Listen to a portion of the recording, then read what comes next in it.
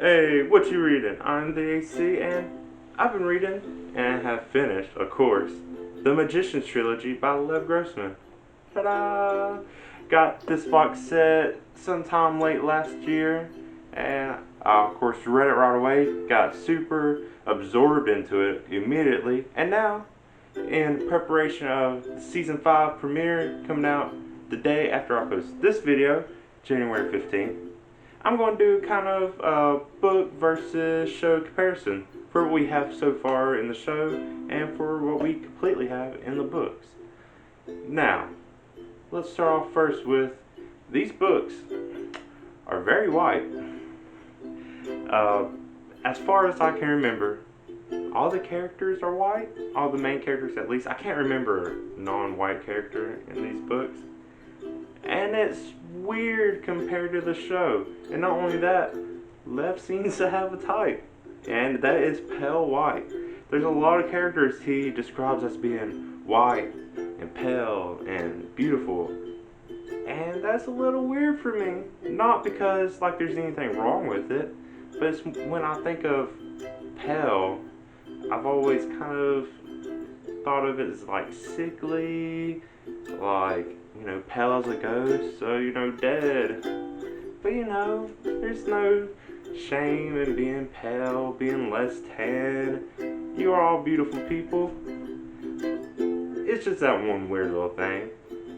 And, you know, compared to the show where there's a lot of diversity, and compared to a magical themed book, it's weird that pretty much the main cast of characters is white.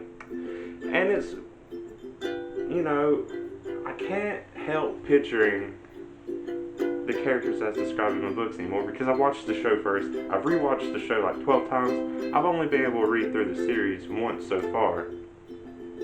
So I still picture everyone as they are in the show. And really the only people who kind of look similar to the characters in the books is Quentin, Alice, and then Elliot, except for apparently in the book he has some kind of weird facial thing going on. Everyone else is pretty different. Josh might be kind of similar. He's just fatter in the books apparently. And he's a physical kid. So, a lot of the story diverges from the show, of course. But in the books, the actual quests, the adventures, are not as big of a deal as the characters themselves. And these books have a weird kind of pacing for it. It seems like they go through a whole lot of time, not really doing too much. There's still stuff happening, but it's more about the characters developing, what's going on in the characters' lives, so it matches what they're supposed to be doing.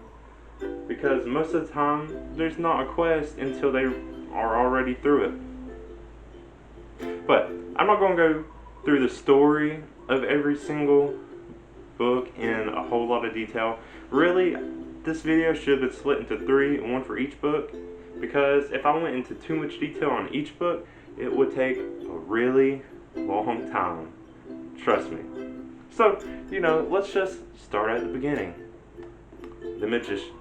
So, this book takes place about season 1, first half of season 2, all from Quentin's perspective. So there's none of the Julia story in this one. In fact, Julia is almost hardly ever in it. Now, in this book, break bills is kind of different. The degree program, at least, in the show it's a graduate degree, and here it's a 5-year undergrad degree. And in fact, Quentin doesn't even finish his high school. So, it shows more of break bills. Like there's a maze, the sea. In the show, you only really see a few classrooms, infirmary, and the cottage. You get to hear more about the other disciplines, you know, little hanging spots. Yeah, break bills itself is more explored in the book. But the first 5 years, well, it's really 4 years. Quentin and Alice, they skip a year, so they're there for 4 years. But his entire school is pretty much only half the book. The rest is what he does afterwards. And the weird thing is, they get to Fillory because Penny is the one who finds the button he gets it through Lovelady, who's still a traitor, and he's revealed a lot quicker in this book. He comes back, finds the rest of the group, and then they go to Fillory together, along with Josh, who's a physical kid now, Elliot and Janet, aka Margot. And then Josh has a girlfriend, Richard, who was an older physical kid, who's not the same kind of Richard that's in the show. And then Alice and Quentin. And, Quentin still sleeps with Janet and Elliot. And, that still causes drama. And then Alice still ends up sleeping with Penny. So that gets to follow them along to Fillory. But Fillory is also a lot scarier in the books than it shows in the show. There's these animals that are kind of evil. Humbledrum's still there, so that's cool. But they go and they eventually are looking for Amber. They find the beast. That story is still the same. They're fighting him. Beast is a lot scarier. Instead of just using magic, he pretty much really does seem a lot more like a beast. He bites off Penny's hands. He bites Quentin's shoulder instead of just slashes at it. And Alice still has to turn into Niffin to defeat him. And like I said, Julia is nowhere in this book. She was mentioned like 2 or 3 times. That's pretty much it. And after that, Quentin still goes to Centaurs. He heals. Penny goes off and joins the library thing. But Quentin meets Jane. Jane never dies, if you're wondering about that. She does turn into an old lady. But apparently Jane still made all these time loops, a whole lot more than they do in the show apparently. And this is the one where they finally got him again. But Quentin still goes on this huge adventure to find one of the questing creatures, the White Lady. But it's briefly talked about. It goes through really quick. He still goes back and has his office life because of his other wishes didn't work. And then out of nowhere, Elliot, Janet, and Julia pop up and like, hey, we're gonna go be kings and queens of Fillory. Come along. And that's the first book. Weird. And like I said, the pacing is weird. And the only time I can really think about the pacing compared to the show is the 4th season, where they're doing all this stuff and nothing is really going on, and all of a sudden in the last couple episodes it escalates a whole lot quick and it's over. But moving on to the second book, The Magician King. So this book is pretty much the 3rd season, except for this one pretty much doesn't really show the quest happening that much. But what it does show is Julia's story. It's woven in between every other chapter about. Honestly, I like Julia better in the books than the show because I hate Julia in the show so much. But yeah, Quentin feels like he's wanting to be on a quest. All 4 of them are still in Fillory acting as kings and queens instead of just Elliot staying by himself and the rest going back and forth. No, they actually want to stay in Fillory this time. That's one of the biggest differences. Eventually, Quentin wants to go on a quest. He finds the first key, hears about the tale of the 7 keys, and then Julia and him get sent back to Earth. And that's where part of the story is him and Julia trying to get back to Fillory. And then it turns out Elliot took up the quest to find the rest of the keys while Quentin was trying to find his way back to Fillory. And then by the time he gets back, he's met up with Josh, he's met Poppy, they've done a lot of other stuff that is kind of in the show, just a different tweak. Like he meets the dragon, but he trying to get the button back, and the dragon gives him a fortune like the old gods coming, blah blah blah. Josh and Poppy didn't want to go back to Fillory, they ended up going anyways. So they get back to Fillory. Elliot's already almost done with the quest. Found like 5 keys already. He just needed like another 2. And they, of course they eventually end up completing the quest. They find out along the way the whole reason they're doing the quest is to prevent magic from going away, as opposed to the show where magic was already gone and they was using the keys to get the magic back. Big difference. One of the weirder things is, they told Julia's story. Pretty much the same thing happens. There's a little tweak. They get to a place called the Far Side. So instead of black spire like in the show, it's this big border called the far side of Fillory. They use it to keep magic going, open a back door, but they're wanting to go over. Quentin, did all this stuff. He's wanting to go on the far side. They're trying to figure out what they want to do with their lives. Elliot decides to stay because he's still king. Bingle, the swordsman, and then the sloth, which is weird and random, they go over. And then Julia realizes she's a demigod, so she decides to go over. But she has a debt to pay for summoning Reynard in the first place, and that is what got the attention of the gods to cut off the magic. So Quentin's like, I'll take her debt. Not realizing that meant he's getting kicked out of Fillory and losing his royalty. But Julia gets to go far side, become a dryad, all that cool stuff. Then Poppy and Josh take over as the kings and queens of Fillory. That's the second book. In a nutshell. Like I said, I could talk a whole lot more about it. But, really the only other thing I can mention about the second book is Josh. He went on this grand adventure through the Netherlands and jumped up fountains. That would have been really cool to see. I wish we could get a side story of just Josh and his adventure. But, oh well. Quentin's definitely the main character of these books, unlike the shows where he's kind of a god now. But, let's move on to The Magician's Land. So, Quentin is back in the real world. Unfortunately for him, he decides he's going to go back to Breakbills, try to be a teacher, and he does. Now, this book is much different from the show. There's some similarities going back to the second season. Throughout these books, there's no monster at all, so pretty much the fourth season doesn't exist in this, except for at one point, Margot/Janet talks about how she got sorrow and sorrow. And the coolest thing about that is apparently the heads in the book are made of ice, or they're not really in the show, but whatever. So, one of the biggest things that could come from this book to go on to the show in this newest season is a character named Plum. She's the granddaughter of Rupert Chatwin. And she also gets Quentin and herself kicked out of Breakbills because of a stupid prank where she ended up meeting Nif and Alice. Surprise, still an infant after 7 years in the books, only a few months in the show, but that gets them both kicked out. And then they go and they start this mission to help this bird steal a briefcase from someone else who ended up with it, and the briefcase happened to belong to Rupert Chatwin, yes, Plum's grandfather. And, they have their times. You get to see Quentin grow more as a character, see how he's become more of a powerful magician. And it goes a lot back to him comparing himself to the past, because eventually they steal the briefcase, they find a book that is one, Rupert's journal, and also apparently a spell to create a new land.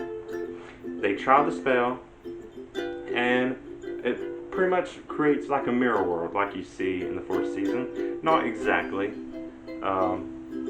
Somewhat kind of more creepy, so I wish it was seen this, but also in the mirror world is Nif and Alice. This would have been an awesome scene to see in season 2, is Quentin going through this mirror world house, playing along with Nif and Alice, and trying to figure out how to help her. Eventually he does. He gets her out. She's briefly in him, just like in season 2, very briefly, and then she gets him her new body right away. And like I said, there's a lot more to it than just, oh yeah, this happened. I mean, it's the entire book, pretty much. Meanwhile, over in Fillory, they come to find out Fillory's ending. Fillory is about to be destroyed, they don't know why. They learn more about Martin's backstory. Apparently, there's still a black spire that's just hidden in a marsh where Umber has been hiding because he's supposed to be dead. And they are trying to figure out what to do. They can't really figure it out. Elliot comes back to Earth to try to find some clues, runs into Quentin, who's already kind of has the answer, and it goes on from there, but eventually it comes to the apocalypse of Fillory. Janet is flying on a hippogriff over Fillory. She's watching a war break out because for some reason apocalypse means fight everything you can, and this will be an awesome part for the show, especially if the theme of this next season is too much magic. What do people do with too much power? For some reason, they fight other things with too much power, aka magic. So I hope that's in there somehow. And there's going to be a Dark King. We get to see what that's about, and maybe that will spark a war. I don't know. I'm really excited to see where this goes. So they can take a lot from this book to add in the next season. We'll have to see what actually happens. So we go back. Quentin is trying to make Alice feel more human. She's still kind of being a bitch about it. But eventually, like, okay, we gotta go back to Philly. They do that. It turns out Penny teleports them to a library because Penny's a lot more powerful now. And it's more of the Order. They hardly mention a library. It just happens to be there is a library. He is pretty much telling them to give up, blah, blah, blah, being a dick, whatever. Alice punches him in the face. He's like, oh, never mind. And it turns out, like, that Order is even more strict about books and stuff because they also sent a group of people to go steal the same briefcase that belonged to Rupert Chatwin. And that gets revealed.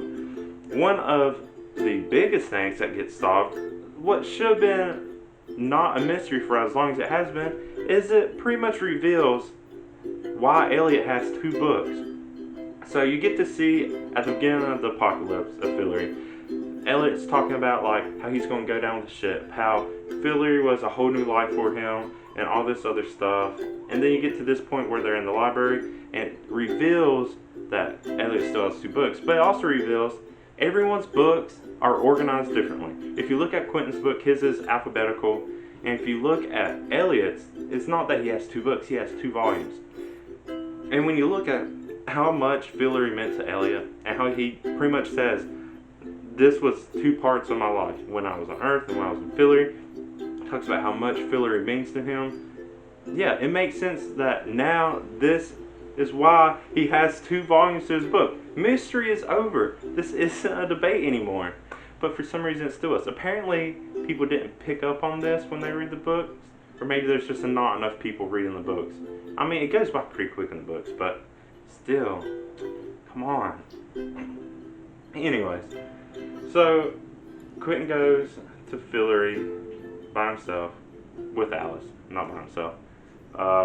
Julia's still there being goddess, whatever, and he runs into Umber, and he's like, you're gonna need both of us, and by that he means he's pretty much telling Quentin he has to kill both Ember and Umber in order to use their power to become a god himself and then remake the world. And that's exactly what he does.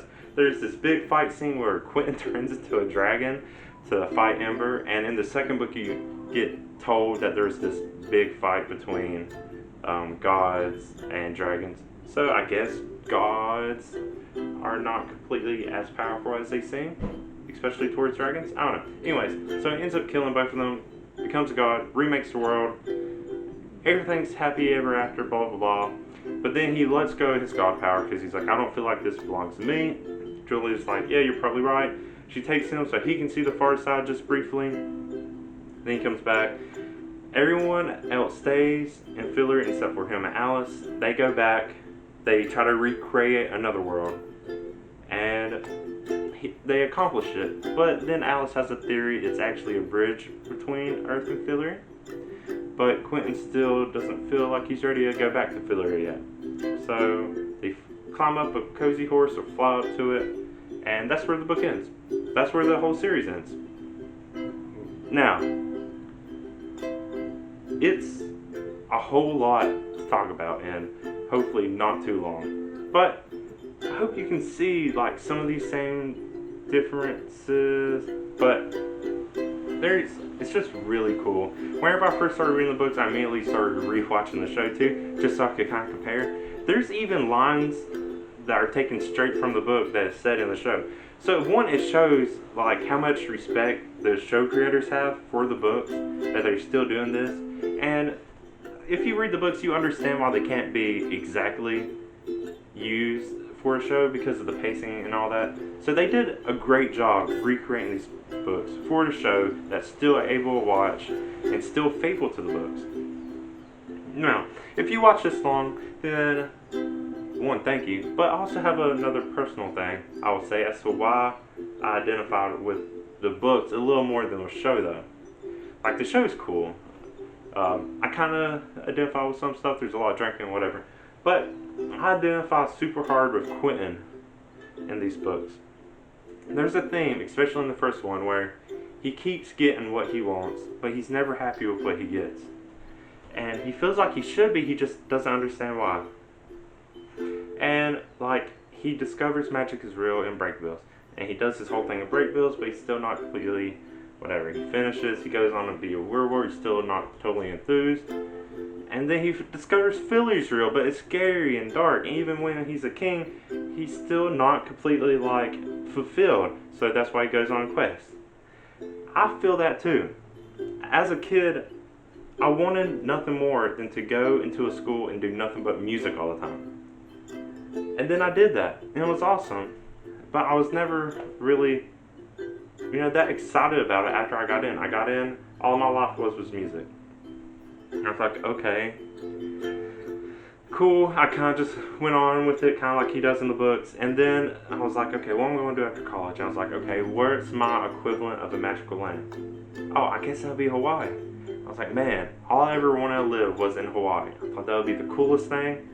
And then I did. And I got here, and it was really exciting at first. And then I was like, oh, it still kind of has not exactly the same paradise you imagine. It's still cool, still a great place, still like it to where I used to live. And I'm living here now, just like how Quentin eventually goes and lives in Philly. But I get that same feeling of you want something so much, and then you get it, and you're just like, for some reason it's not as fulfilling. And I don't understand why I'm like that either. But now I have a character to identify with, which is Quentin. But yeah, if you are a super huge fan of the Magician's Guide, I am, definitely pick up these books one way or another. The library, if they're there, buy them. I recommend buying them. They're great books, and then you can reread them. But definitely read these books. You can make your own comparisons too. I have a whole lot more I could say about it, but like I said, it'll take forever.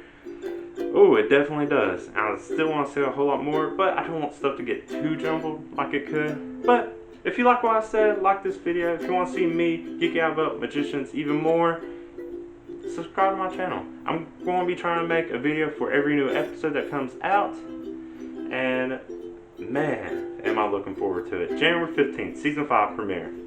But anyways, thank you for watching. I'm the AC. Bye.